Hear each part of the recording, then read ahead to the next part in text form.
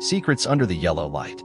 That evening, in Jack's room, the warm yellow light enveloped the space.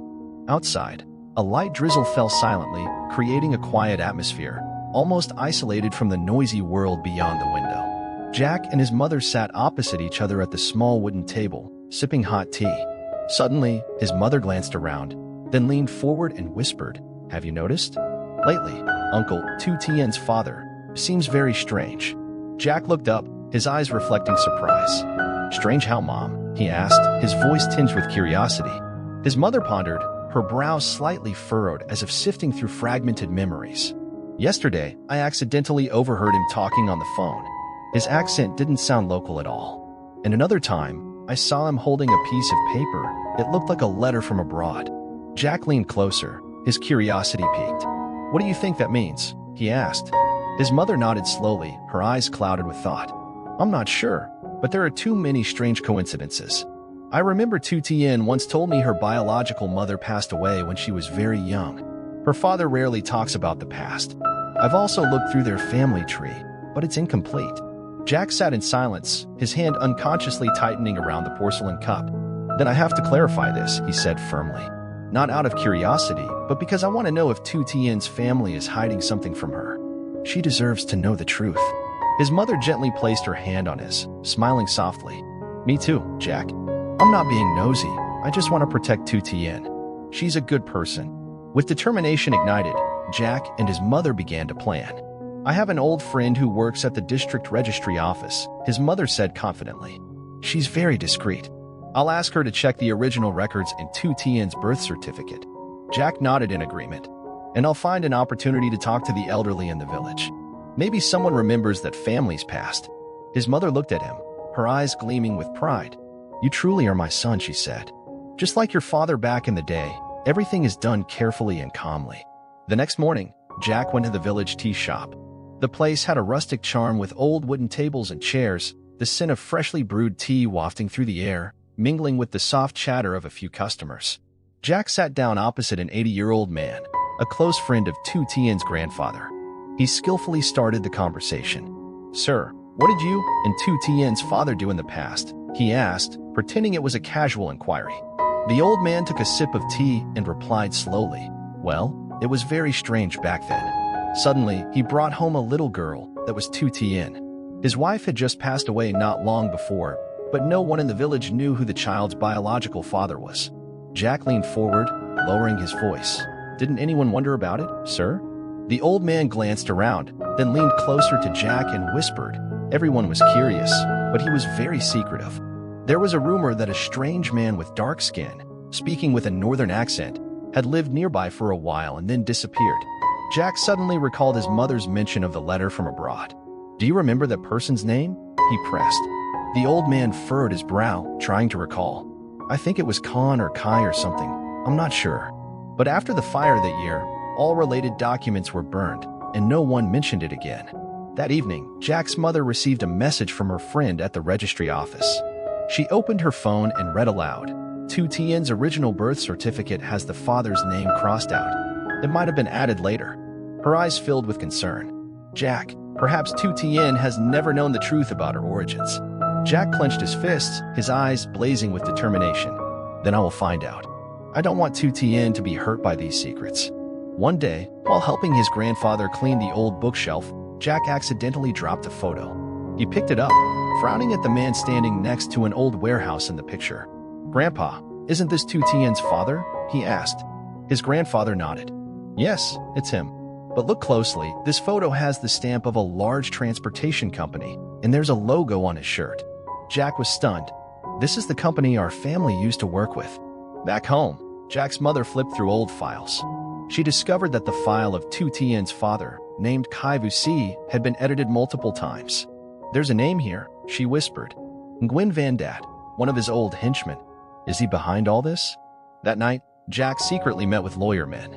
"Brother men, if someone is impersonating Tien's biological father and is protected by legal documents, who would need to be involved?" he asked. Men pondered. There must be connections with the commune police or a powerful figure behind it. If it's Mr. Thiet, I'm not surprised. Jack began secretly following Tien's father. One evening, he saw him sneakily meeting a stranger in a black car parked 2 kilometers from the village. Hiding behind the bushes, Jack used small binoculars to observe. The man in the car spoke in a deep voice. "Keep a close watch for me. He's about to start a company. I need to know who's investing and who's behind it." "Does Tien suspect anything?" Tien's father replied. "No, she still thinks I'm her biological father." Jack stood in the darkness, clutching his phone, his heart cold as ice. He looked towards the bedroom where Tien was sleeping peacefully and whispered, "I'm sorry, but I can't let you be exploited anymore." That night, Jack met Juan again, his best friend. "Juan, I need you to pretend to be an investor from Taiwan," he said. "Say you want to invest in my new finance company, but on the condition that I hand over the secret cash flow plan for the first 6 months." Juan was surprised. "Who are you trying to trap?" Jack coldly replied, "The imposter posing as Tien's father. I want to know who he'll give the information to, and this time, I'll record everything." Tien began to suspect. She came home and saw Jack sitting in the living room, his eyes red. "Today I saw you following my father," she choked out. "Why did you do that?" Jack spoke softly. "I'm sorry, but have you ever wondered why he appeared right when I started looking into my roots?" Tien was speechless. "Do you suspect my whole family?" Jack was silent for a moment, then said slowly, "No, I just want to protect you from what you don't know." A week later, at a cafe equipped with hidden cameras, Juan played the role of an investor and presented a fake plan to Tien's father. "I'm waiting for a quick response," Juan said, pretending to be eager. "If the plan is good, I'll disperse within 3 days." Tien's father nodded. "I'll transfer it immediately. Thank you for your trust." As he left, Jack from behind activated the recording device, whispering through the walkie-talkie, "Min, is the tape ready?" Tien accidentally heard the recording. She entered the house and saw Jack wearing headphones in the office, the door ajar. Curious, she approached and heard her father's voice on the tape. "I've deceived her since she was little. But now the mission is to follow Jack. If he succeeds, Mr. Thiet will lose control of the financial market." The tape stopped, and Tien stood frozen, her face pale. Jack turned around and met her gaze. "So it's true," she choked out. Jack nodded. "I didn't want you to find out this way. But if you still see me as the Jack who always wants to protect you, then trust me." The next day, at her father's house, Tien placed the recorder on the table. Tears streamed down her cheeks. "Why? Why did you exploit me?" He was silent for a long time, then sighed. "Because you were Jack's only weakness, and he doesn't want Jack to be stronger than him." Early one morning, Jack took Tien to his small house on the outskirts of the city. Mrs. Han, Tien's adoptive mother, was surprised to see them. "What are you doing here?" she asked tremblingly. Tien said softly, "Mom, I know he's not my biological father. I need you to tell me who my real father is." Mrs. Han trembled, then opened an old drawer and took out a small box containing a letter and a faded photo.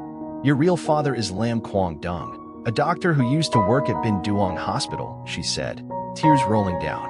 "But an unexpected accident made him disappear, and I was forced to keep silent." Jack looked at the photo, startled. "Wait, this is Mr. Lam. Mom, you mentioned his name, right?" Jack's mother, who was with them, nodded. She took out her phone and called an old friend at the Ministry of Health. The 3 of them went to Bin Duong Hospital, bustling with the hurried footsteps of nurses and doctors. The air was faintly scented with disinfectant. When asked about old records, the duty nurse hesitated. "I'm sorry, Dr. Lam's file was deleted from the system 18 years ago. There are rumors he was involved in an internal scandal." Tien panicked. "No way. He must have been framed." Jack gritted his teeth. This is Mr. Thiet's way, tarnishing someone's reputation to force them to disappear. Suddenly, Jack's mother whispered, "Lam Kwang Dung used to be my sister's ex-lover." Tien was stunned. "Is your sister still alive?" That night, while looking at old photos, Jack noticed a detail, the license plate in the photo of the medical team. He sent it to Juan to investigate. Juan called back, "Jack, I found it. That car belonged to a military doctor named Dung, but now he's living under the false name Tran Van Duay in Dalat." Jack gripped the phone, his eyes shining. "Tien, we're about to meet your real father." As they packed for the trip to Dalat, Jack felt his heart racing with a mix of excitement and anxiety. They were very close to the truth that had been hidden for years. Tien, though tense, was determined to meet the biological father she had never known. Jack's mother decided to join them, knowing her presence could help them overcome the obstacles ahead. The journey ahead was uncertain, but they were united by a common goal to find the truth.